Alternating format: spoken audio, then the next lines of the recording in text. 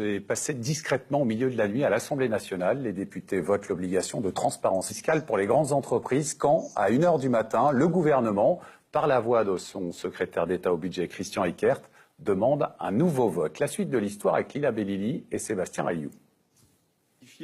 Mai 2013, François Hollande promet une lutte sans merci contre l'évasion fiscale. Ceux qui pensaient échapper à l'impôt en se réfugiant dans des paradis fiscaux, aujourd'hui doivent comprendre que l'impunité est terminée. Hier soir, les députés mettent en application cette promesse. Imposer la transparence fiscale aux grandes entreprises. Proposition adoptée vers minuit. L'Assemblée nationale a adopté. Mais ce vote n'est pas du goût du secrétaire d'État au budget. Le gouvernement est opposé à cette disposition et j'avertis d'ores et déjà l'Assemblée que le gouvernement va demander une deuxième délibération sur ce point. Au bout de 40 minutes de suspension, et sans doute d'une discussion houleuse avec les frondeurs, les députés votent finalement contre.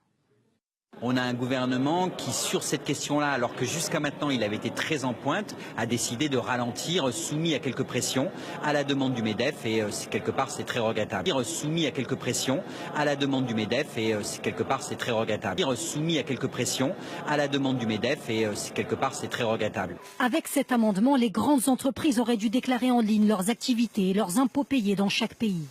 En attendant, elles pourront continuer à pratiquer l'optimisation fiscale sans contrôle. Quant à la fraude fiscale, elle représente un manque à gagner pour l'État d'environ 80 milliards d'euros. Ouh, on n'a pas fini d'en entendre parler de cette histoire, Victor. C'est exactement pourquoi nous ouvrons avec ce sujet, parce que discrètement au milieu de la nuit, le gouvernement a changé de position.